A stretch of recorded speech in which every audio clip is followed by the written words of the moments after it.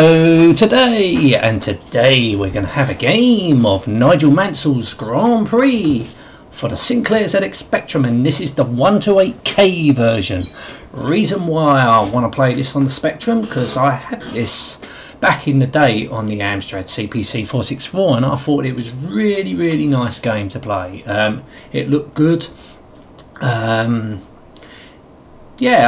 it was quite a difficult game, to be honest with you, but it was just something about it. It looked good, it looked the part. I like my racing games, and yeah, so let's see what the Spectrum version is going to be like. So the loading screen is pretty similar to the Amstrad version.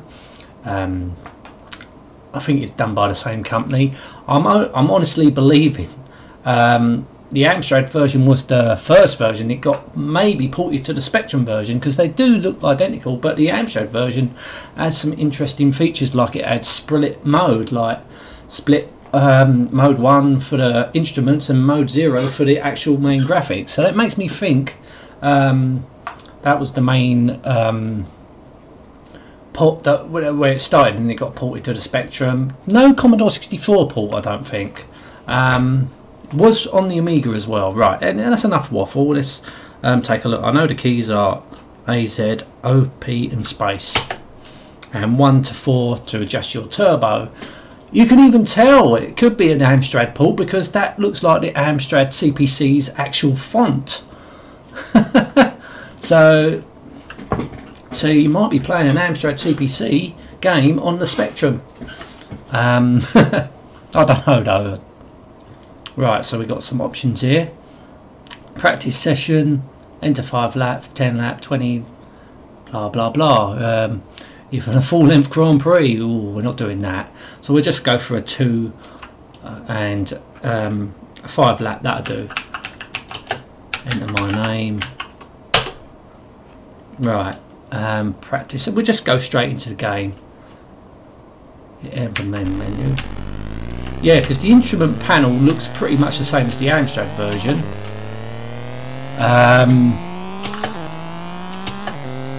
So we start off in the pits because we're qualifying. Got a 5. Oh shit! We've got a 6-speed manual transmission. It's manual only. You can't use. You ain't got no options for automatic. I have to say, it spins quicker on the Spectrum version. Oh god, can't recover it. Oh no, I couldn't recover the spin, but it does seem faster on the Amstrad CPC version. Right, let's just go to 2 qualify race. Didn't even get very far. Right, as I say, it wasn't an easy game to play, but it was a nice game.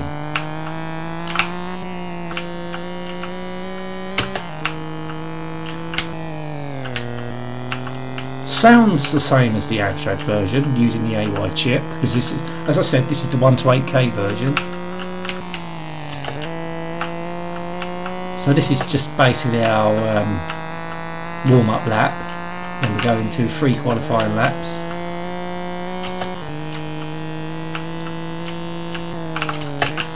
But what I liked about the Amstrad version, it was really nice and colourful. Fortunately, we only get the monochrome graphics in well, the car part anyway.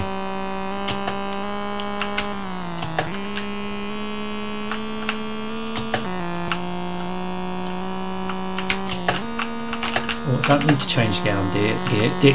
Oh, I can't bloody say gear. So this is a warm-up lap anyway. Just warm up your tyre. I don't think it takes any. I don't know. Warm up your tyres.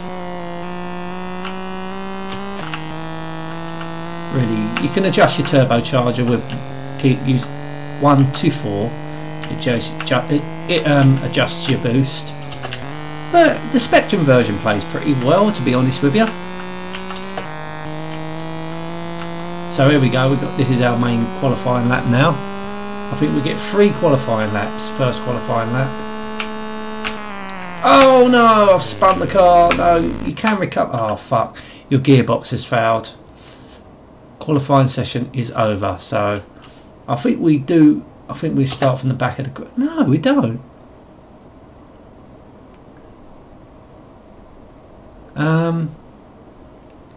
So you do have to qualify and then race. Okay, so you've got to make... I don't know if you at least got to do a qualifying lap. So we'll just try and take it easy if we can. Just slow down around the corners. You do get, as you see, it's all your telemetry down there. And you do get car failure, like your engine can misfire. You can overheat your car, blow up your engine. I think because you got, if you use your boost too long, because you've got to adjust your boost throughout the race. Obviously, the boost full up gives you much more power, so you got to manage your car.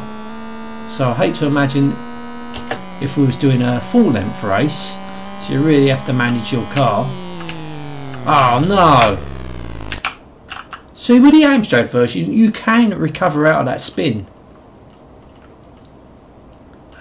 And I can't remember now, if you don't qualify, maybe could be wrong on this one, with the Amstrad version, I think you can start at the back of the grid.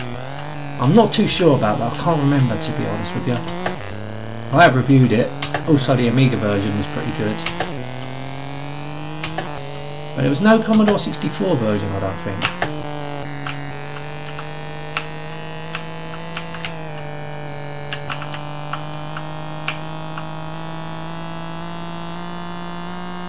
I think there was only 2 Mansell licensed games.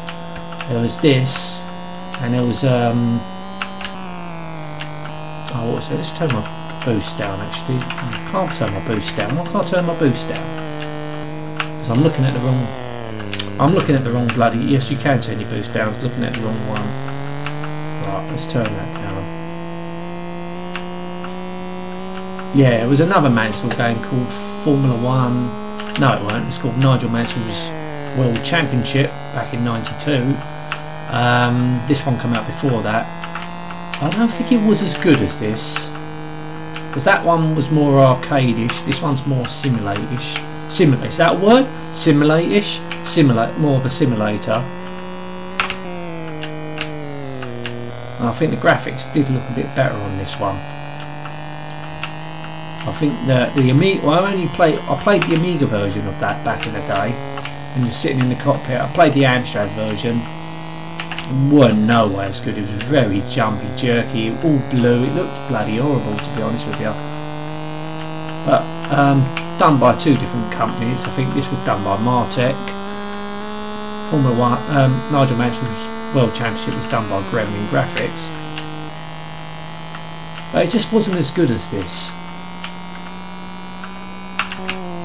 Right, if we want to qualify on that, let's see if we can just actually take it easy and try and do a qualifying lap.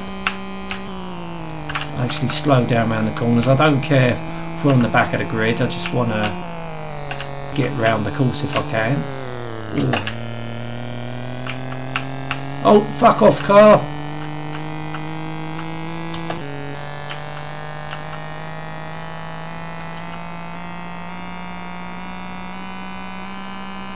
So this game came out in the 80s, 88 maybe. I think it was based on when Mansell was with Williams for the first time in the turbo times.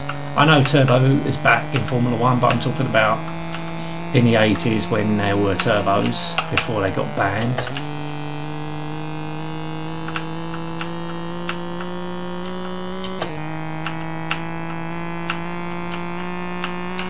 Before we had all that hybrid crap.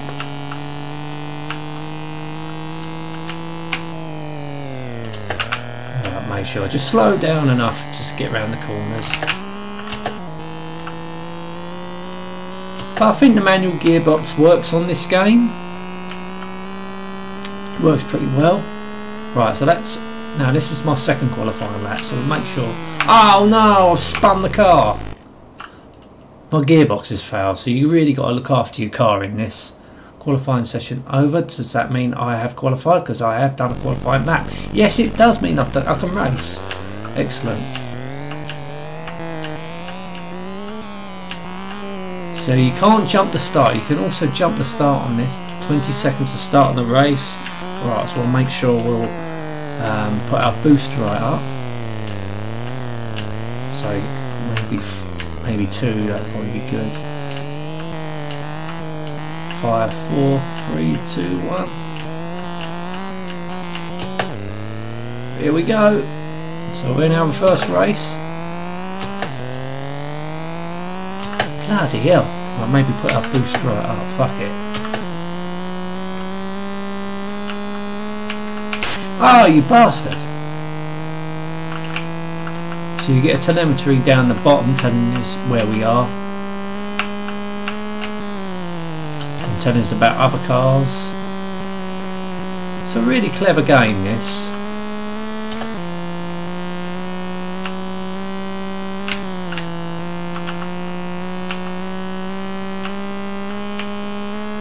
Oh no, spun. I can't recover out the spin. Oh, I did recover out the spin.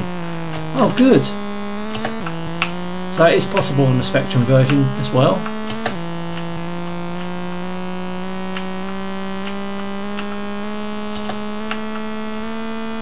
Oh, now he's going to cut right in front of me, so I have to slow right down. So let's see if I doubt if I'll make 5 laps, but I couldn't. It was quite difficult back on the Amstrad version when I had it back in the day.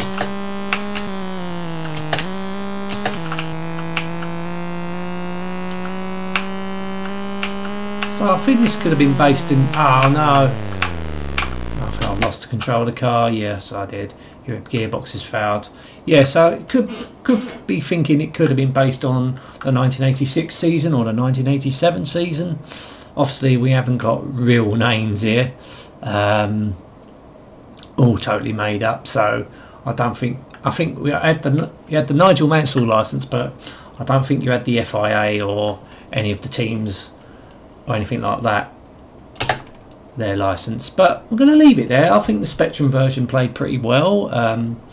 Yeah, so decent playable game. I know it wasn't as fast as the Amstrad version, and it did lack colour. Obviously, you do have to expect that with the Spectrum with certain games, but I think Spectrum owners were pretty much used to that.